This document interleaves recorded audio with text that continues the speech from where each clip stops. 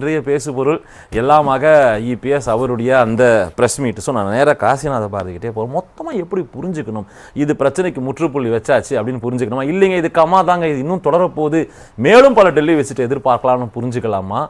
வந்திருக்கிற விமர்சனங்கள் ஒரு கடைகோடி அதிமுக தொண்டனுக்கு இன்று இபிஎஸ் உடைய இந்த ப்ரெஸ் மீட் என்ன சொல்லுது?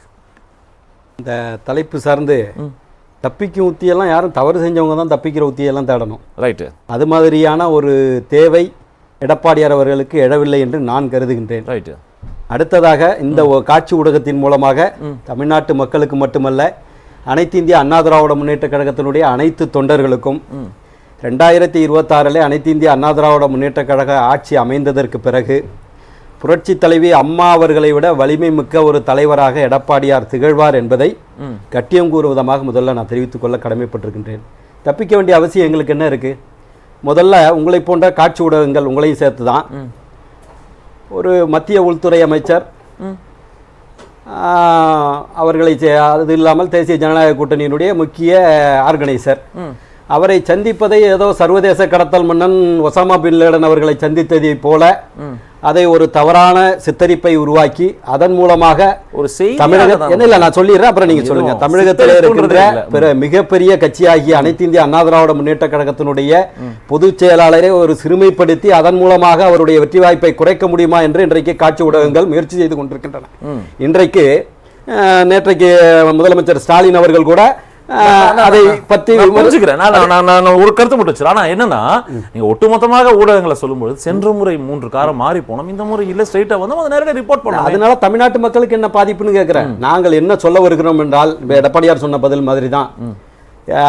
அதாவது எதிர்கட்சியாக இருந்த போது கோபேக் மோடி என்று சொல்லி கருப்பு பொல்லுனை விட்டது, கருப்பு குடை பிடித்த நீங்கள் இன்றைக்கு வெல்கம் மோடி என்று சொல்லி செஸ் ஒலிம்பியாட் தலைமைச் செயலாளர் பெயர் கூட உச்சரிக்காமல் விக்னேஷ் சிவன் பெயர் மட்டும் உச்சரிக்கப்பட்ட செஸ் ஒலிம்பியாட்டில் பிரதமர் மோடி அவர்களை அழைத்ததாக இருக்கட்டும், அதே போல கேலோ இந்தியா நிகழ்வுக்காக பிரதமர் மோடி அவர்களை அழைத்ததாக இருக்கட்டும், நாணயத்தால் நாணயம் தேடிக்கொண்ட நாணய வெளியீட்டு விழாவிற்கு கலைஞர் கருணாநிதி அவர்களுடைய நாணய வெளியீட்டு விழாவிற்கு மத்திய பாதுகாப்புத்துறை அமைச்சர் ராஜ்நாத் சிங் அவர்களை அழைத்ததாக இருக்கட்டும், டாஸ்மாக் ஊழலிலே விசாகன் அவர்கள் கைது செய்யப்பட்டு ரத்தீஷ் அவர்களும் ஆகாஷ் பாஸ்கரன் அவர்களும் விக்ரம் ஜூஜு அவர்களும் தப்பித்து ஓடிய போது தன்னுடைய மகனுக்கு ஏதோ தன்னுடைய மகனுடைய பாதுகாப்பிற்கு ஏதோ ஒரு பிரச்சனை வரும் என்ற அடிப்படையில் டெல்லியிலே சென்று ரகசியமாக சந்தித்தது யார்? இன்றைக்கு முதலமைச்சராக இருக்கிற மு.க.ஸ்டாலின். ஜஸ்டிஃபை பண்ண வரவில்லை.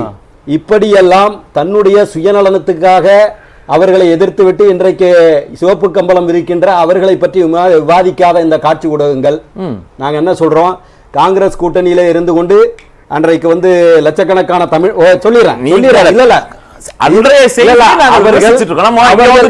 அவர்கள் கட்டமைக்கின்ற விஷயம் என்னவென்று சொன்னால், ஏதோ அமித்ஷா அவர்களும் மோடி அவர்களும் பாஜகவும் தமிழினத்திற்கு விரோதி போலவும் அந்த இயக்கத்தோடு தொடர்பில் இருப்பதால் நாங்கள் ஏதோ தமிழகத்துக்கு துரோகம் செய்து விட்டது போலவும் ஒரு கட்டமைப்பை தமிழகத்திலே பொய்யான புனைச்சுருட்டை உருவாக்கி கொண்டிருக்கிறார்கள். நாங்கள் இங்கே சுட்டிக்காட்ட விரும்புவதெல்லாம் காங்கிரஸ் பேரியக்கத்தினுடைய நான் என்னுடைய கருத்தை பதிவு வச்சாரா, அப்புறம் நீங்க சொல்லுங்க. காங்கிரஸ் பேரியக்கத்தினுடைய கூட்டணியில இருந்து கொண்டு 1.5 லட்சம் தமிழர்களை கொன்று குவித்ததாக இருக்கட்டும், நீட் தேர்வை கொண்டு வந்ததாக இருக்கட்டும், மீத்தேன் எடுப்பதற்கு துணை முதல்வராக இருந்து கையெழுத்து போட்டதாக இருக்கட்டும், தமிழினத்திற்கு ஒட்டுமொத்தமாக துரோகத்தை செய்தவர்கள் காங்கிரஸ் கூட்டணியோடு இருந்து கொண்டு இப்போது கூட இந்தியா கூட்டணியில் இருக்கிற டி.கே. சிவகுமார் தமிழ்நாட்டிற்கு ஒரு சொட்டு தண்ணீரை தரமாட்டேன் என்று சொல்கின்றார். இப்படி இருக்கின்ற காங்கிரஸ்ல கூட்டணியில் இருந்துட்டு நீங்க தமிழ் மக்களுக்கு பேவரானவங்களா? நாங்கள் இதே நேரத்தில் நாங்கள் சுட்டிக்காட்ட விரும்புவது, நாங்கள் பாஜக கூட்டணியில தான் இருந்தோம். ஆனால் 7.5% இடஒதுக்கீடு அன்றைக்கு ஆளுநராக இருந்தவர் கையெழுத்து போடவில்லை. நாங்கள் சிறப்பு சட்டத்தை கொண்டு வந்து ஜிஓவாக வெளியிட்டோம். பாதுகாக்கப்பட்ட வேளாண் மண்டலமாக அன்றைக்கு மத்திய அரசு தான் கொண்டு வந்துச்சு. எந்த அடிப்படையில் நாங்க இந்த இதுக்கு வர்றோம்னு, பாதுகாக்கப்பட்ட வேளாண் மண்டலமாக தஞ்சை டெல்டாவை நீங்க கொடுத்தீங்க மீத்தேன் எடுக்க, ஆனா நாங்க வந்து பாதுகாக்கப்பட்ட வேளாண் மண்டலமாக அறிவித்தவர் எடப்பாடியார். அதே போல 40 நாட்கள் அவையை முடக்கி அங்க காவிரி பிரச்சனையில காவிரி மேலாண்மை வாரியத்தை உருவாக்குவதற்கு காரணமாக காவிரி பிரச்சனையில தமிழகத்திற்கான உரிமை வராத போது நீதிமன்ற அவமதிப்பை உச்ச நீதிமன்றத்தை தொடுத்தவர் எடப்பாடியார். கூட்டணியில தான் இருந்தோம். சொல்லப்பட்ட காரணங்கள் என்ன? கதவுகள் அடைக்கப்பட்டது, ஜன்னலையும் சாத்திட்டோம், பாஜக வேண்டாம். எந்த இடத்துல நாங்க நெரேட்டிவா எங்களுக்கு எதிராக இவர்கள் செட் பண்ணுகிறார்கள்ங்கறத நான் சொல்ல வர்றேன். நாங்க எந்த இடத்துலயும் மும்மொழி கொள்கை கொண்டு வந்த போது கூட இருமொழி கொள்கை தான் தமிழகத்திற்கு அனைத்து இந்திய அண்ணா திராவிட முன்னேற்ற கழகம் இருமொழி கொள்கையை தான் வலியுறுத்துதுன்னு சொல்லுவார் எடப்பாடியார். இந்த இடத்துல நீங்க தமிழர்களுக்கு எதிரான இயக்கம் போல நீங்க ஒரு கட்டமைப்பை உருவாக்கி கொண்டு வருகிறீர்களே. நாங்க திரும்ப திரும்ப கேட்பது என்னவென்று சொன்னால், இங்கே போராடி கூலி கேட்டு போராடினார்களே துப்புரவு தொழிலாளர்கள், அவர்கள் தமிழர்கள் தானே? தமிழர்கள் தானே? இதுல எதுவும் மறுப்பு இருக்கா? இன்றைக்கு வேலைவாய்ப்பு கேட்டு போராடி கொண்டிருக்கிறார்கள் ஆசிரியர்கள், அரசு ஊழியர்கள், பகுதி நேர ஆசிரியர்கள் எங்களுக்கு பணி நிரந்தர வேண்டும் என்று போராடுகின்றார்கள், அவர்கள் தமிழர்கள் தானே? அதாவது நான் சொல்ல வர்றது, நீங்க காட்சி ஊடகங்களை காட்டி நீங்க வந்து கருத்து ரீதியாக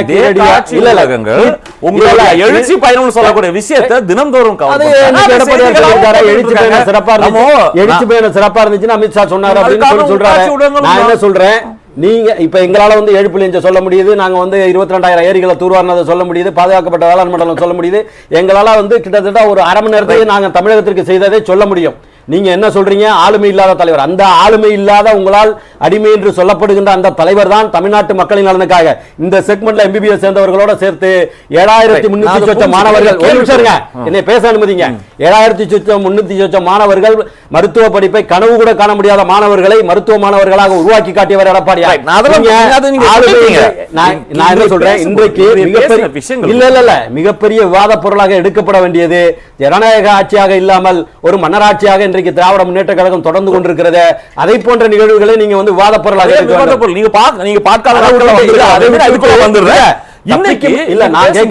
தப்பிக்கு முயற்சியான எந்த அடிப்படையில் நீங்க தலைப்பு போட்டுறீங்க அதை மட்டும் சொல்லுங்க. நேற்று எழுப்பப்பட்ட விமர்சனம், நாம எழுப்பிய விமர்சனம், அரசியல் கட்சிகள் தினகரன் உட்பட பலர் எழுப்பிய விமர்சனம் அவசியம் என்ன? தமிழ்நாட்டு மக்களுக்கு இத்தனை சிஸ்டங்களையும் மத்திய அரசினுடைய அழுத்தத்தை தாண்டியும் நாங்க சாதிச்சிருக்கிறோம். நாங்க வந்து ஆட்டுக்கு தாலியா கவர்னரா இப்படி எல்லாம் நாங்க போய் சொல்லல. அன்னைக்கு கவர்னர் போடல, நாங்க வந்து ஜீவோ வெளியிட்டோம்.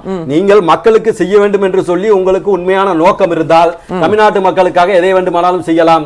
தப்பிக்கின்ற நோக்கம் யாருக்குன்னு நீங்க கேட்டீங்கன்னா ஸ்டாலினுக்கு தான். தமிழ்நாட்டு மக்களுக்கு செய்த விஷயங்களை சொல்லாமல் முகத்தை மூடிக்கொண்டார், முகத்தை இது பண்ணார்னு சொல்லி தன்னால் எதுவும் செய்ய முடியாத இயலாமையை மறைப்பதற்காக எடப்பாடியார் அவர்களையும் பாஜகவையும் ஏதோ தமிழின விரோதிகள் போல ஏங்க நாங்க கேக்குறாங்க, 5 நபர்களை தமிழகத்திலிருந்து கவர்னராக நியமித்தது பாஜக.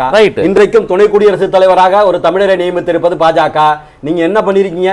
நீங்க இப்ப பாராட்டு விழா நடத்துறீங்களே இளையராஜா, அவருக்கு பாராளுமன்ற உறுப்பினர் கொடுத்தது யாரு? உங்க வீட்டுல திண்ணையிலே, உங்க வீட்டு திண்ணையில கூட்டி விட்டு படுத்து கிடக்கிறார் வைரமுத்து, கொடுத்தீங்களா? ஒரு திறமைசாலியை அங்கீகரிக்கின்ற இடத்துல பாஜக இருக்கிறது, அவர்கள் தமிழராக இருக்கிறார்கள். ஒரே ஒரு கருத்தை பதிவு வைக்கிறாங்க, தந்தை பெரியார் விருது நேற்று யாரு கொடுக்குறாங்க? என்னுடைய சகோதரி. அதுக்கு கூட வேற ஆள் கிடைக்கலையாங்க உங்க கட்சியில இருந்து? மொத்தமாக உங்களுடைய குடும்ப சொத்தாக எல்லோருக்கும் எல்லாம் கிடைக்க வேண்டும் என்று அண்ணா உருவாக்கிய இயக்கத்தை எல்லாமும் எனது குடும்பத்திற்கு மட்டுமே கிடைக்க வேண்டும் என்று கருணாநிதி உருவாக்கினார். அதை ஒருபடி மேலே போய் இன்றைக்கு ஸ்டாலின் நிறைவேற்றி கொண்டிருக்கிறார். அதைவிட ஒருபடி மேலே போய் ஆட்சி பிரச்சாரத்திற்கு வந்த போதே நீட் தேர்வை ஒழிப்போம் என்று சொன்னதாக இருக்கட்டும். 5 பவுனுக்கு வந்து வரும்போதே பொய்யோடு வருகிறார் உதயநிதி ஸ்டாலின், வரும்போதே பொய்யோடு வருகிறார். எப்படியோ உழைத்து மேல வந்து ஒரு முதல்வரா இருந்து ஆனால் வரும்போதே ஏமாத்துகின்ற இடத்துல அவங்க இருக்கிறாங்க. அவர்கள் எடப்பாடியார் அவர்களை விமர்சிப்பதற்கு திராவிட முன்னேற்ற கழகத்திற்கு அருகே இல்லைங்கிற கருத்தை பதிய வைக்கிறார். முன்னாள் முதல்வராக இருந்தவர், அம்மாவுடைய வளப்புன்னு கூட சொல்லிக்குவாரு. நீங்க குருமூர்த்தி சொல்லி தர்மயுத்தம் நடத்துனீங்க, அது நீங்களா? சரி, ஒண்ணு. ரெண்டாவது, 2021 அதிமுக ஆட்சி அமைவதற்கு, எடப்பாடியார் ஆட்சி அமைவதற்கு வாக்கெடுப்பு நடக்குது. அனைத்து இந்திய அண்ணா திராவிட முன்னேற்ற கழகத்துக்கு எதிராக தானே வாக்களிச்சீங்க. அப்ப அதிமுக ஆட்சி அமையக்கூடாதுன்னு வாக்களிச்சீங்க.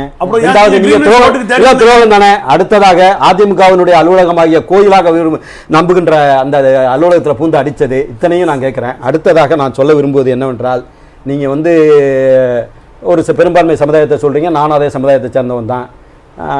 அந்த ஒரு 2800 பொதுக்குழு உறுப்பினர் இருக்காங்கல்ல, அதுல ஒரு 1000 பேர் அந்த சமுதாயத்தை சேர்ந்தவங்க இருப்பாங்களா? ஒரு 28 சட்டமன்ற உறுப்பினர்கள் இருக்காங்களா? அவங்கெல்லாம் ஏங்க அவங்க பின்னால வரல? ஆனா இல்ல நான் கேக்குறது இல்ல ஏன்னா நீங்க குருமூர்த்தி சொன்ன போது ராமமூர்த்தி ஏதாவது சொன்னாருன்னா நீங்க கச்ச விட்டு போயிடுவீங்க. அதனால உங்களை அந்த சமுதாயத்தை சேர்ந்தவர்களே நம்ப தயாராக இல்லைங்கிற முதல் கருத்தை பதிவு வைக்கிறேன். அடுத்ததாக டிடிவி விஷயத்துக்கு வர்றேன். நீங்க எப்படி எடப்பாடியாருக்கு ஒரு வாய்ப்பு இருந்துச்சோ அதை விட கூடுதலாக 5% வாய்ப்பு டிடிவி அவர்களுக்கு இருந்தது. ஏன்னா கட்சி அவர்கிட்ட இருந்துச்சு, ஆட்சி மட்டும்தான் அவர்கிட்ட இருந்துச்சு. அதை நழுவ விட்டது, அந்த வாய்ப்பை தவற விட்டது டிடிவியினுடைய தவறு. அடுத்ததாக சொல்றேன் இன்னைக்கு தற்போது ஒரு கருத்தை மட்டும் பதிவு வச்சிடறேன். டிடிவி பழைய டிடிவியாக இல்லை. ரஞ்சிலா சந்திரமோகன் எங்களுடைய நாகை மாவட்ட செயலாளர் சேர்ந்தது OS மணியன் தலைமையில் சேர்ந்தது. இன்னைக்கு எலும்புக்கூடு மட்டும்